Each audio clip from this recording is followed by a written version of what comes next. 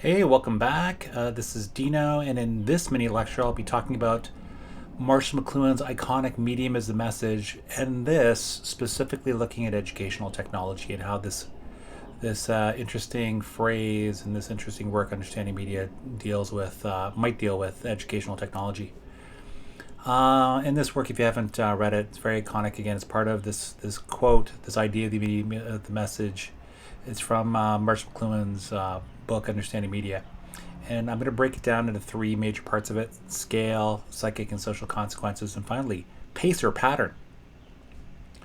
First is scale, quote, the personal and social consequences of any medium result from the new scale that is introduced into our affairs by each extension of ourselves or technology. So I'm going to talk a little bit about the scale that educational technology lets us um, teach and educate and how that extends ourselves. Secondly is the psychic and social consequences. What are we considering are the psychic and social consequences of the designs or patterns as they amplify or accelerate existing processes? And so it's like the idea again, what are the psychic and social consequences of having educational technology, and more specifically after the in this COVID and post-COVID era, what has increased online technology and online learning and devices done to us psychically and socially? And then third, pace or pattern. For the message of any medium or technology is the change of scale or pace or pattern that it introduces into human affairs. So how has educational technology, devices, online learning changed the scale, pace, or pattern of how we learn online? Okay, so what do you think are the unique traits of educational technology based on these quotes? Again, scale, psychic and social consequences, or pace or pattern. I'll get into that in the next slide. So this is again basically conflating all of those different definitions that you just saw there earlier on. If you want to include educational technology and online learning as a medium for teaching and learning, that requires a device like an iPad, a laptop, a desktop, a connection for online learning, specifically internet, and then participation. So that would require someone to actually be doing the teaching and someone be doing the learning. And for the best type of learning, you're going to want to be able to participate as much as you can.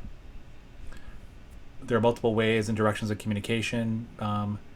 It's not just top down, teacher to student, it's also student back to teacher, and then you can, depending on what devices and what platforms you're using, people can communicate in multiple ways. It can transcend space and time.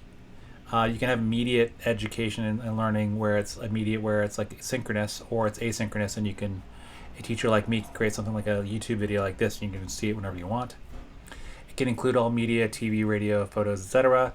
Again, so say if you're teaching online, you could have YouTube clips, you could have podcasts, you could have images that you provide to illustrate points. It shortens communication through text, images, emojis. Oftentimes, say if a teacher is asking a student a question online, they can respond quickly by a really short text message. Maybe they show an image, maybe they show an emoji, and make some kind of viral educational meme. Six, it can foster greater online and less offline communication. Again, if you think about this, so say if I was a teacher teaching you online, we would communicate probably almost exclusively online. Because of it, the affordances of technology, we probably meet up and talk less offline. It can decontextualize communication. So because we're and goes back to point 5, because we're communicating really in really short bursts through text, images, and emojis, the way we communicate can be decontextualized. And finally, it raises a question about what is high quality education. I'll go through these each in a little bit more detail. What are some of the unique traits of educational technology as a medium? Number 1, requires a device connection or participation. This really raises issues about equity. And so how do we provide an equitable education? You're going to need a device that you may need to own. You're going to need to pay money for a connection. And say for participating, you're going to need support for some people because it can be much more complicated learning at home if you're doing online learning, as many parents have found out during the COVID era, unfortunately. There are multiple ways and directions of communication. That's great and all, but it can be disorienting for certain people where they can just get overwhelmed by, say if you're learning, you're incorporating Slack or some kind of texting messaging app, Or if you're using Zoom, say if you're doing Zoom and you're expected to reply by doing chat, notes back to your instructor. Again, all this information come in various forms, which can be discombobulating and disorienting. Transcends space and time and can be either immediate, synchronous, or asynchronous. Again, this can be potentially disorienting, especially for younger students. Say if you have to create your own schedule for asynchronous learning, so you're not meeting every day at the same time, that can be, for students who need structure, that can be disorienting. For number 4, this is actually a positive one because EdTech can include all types of media like visuals, video, audio through radio, or photos, etc. It can appeal to various learners' multiple intelligences. So say if you learn more through your auditory channels, having podcasts and radio can really help. However, this can also be a bit of a problem because although students may have multiple intelligences and we can provide ways for them to learn that way, we need to know, and they need to know, it's the best way for them to learn.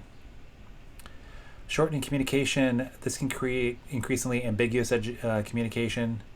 Say if a student gave a response and an instructor left an emoji like a heart, you probably know it's something positive, but you don't really know 100% what exactly those emojis and sort of short forms of communication can be sometimes, so it can be ambiguous. Number 6, because you're having greater online education and then you're having less offline communication, you're having less face-to-face communication, which is, can be good and bad. For those of you who like to do face-to-face communication, having more EdTech, more online communication can be off-putting to you. Decontextualized communication, number 7. This can lead to greater misunderstanding and greater emotion because you might feel emotionally engaged and maybe upset by some kind of decontextualized message that you don't understand. And that can make you a little bit less rational, which probably makes you a little bit less ready for the rational, logical parts of learning. And finally, number 8, this is probably the biggest one, I think, in the bigger frame. Using EdTech as a medium, it questions what is a high-quality education. In short, once we have more and more EdTech, more and more online learning, I think there's a question, is it equivalent to offline? And as much as I like online learning, in some ways I could make some really good arguments that it's not as good as offline face-to-face education and communication. And then ultimately, why do we care about educational technology as a medium? EdTech, our devices, our perpetually online selves, our online learning, it's changing the way that our learning lives are conducted. And again, these can have impacts on the scale of the way we learn, the psychic and social consequences, as well as the pace and pattern with which we learn or are expected to learn. That was Medium is a Message as Applied to Tech, based on the great ideas of the great Canadian, Marshall McLuhan. Thanks for watching. I appreciate you listening and watching. Please feel free to leave comments, questions, or anything else below. Thanks a lot.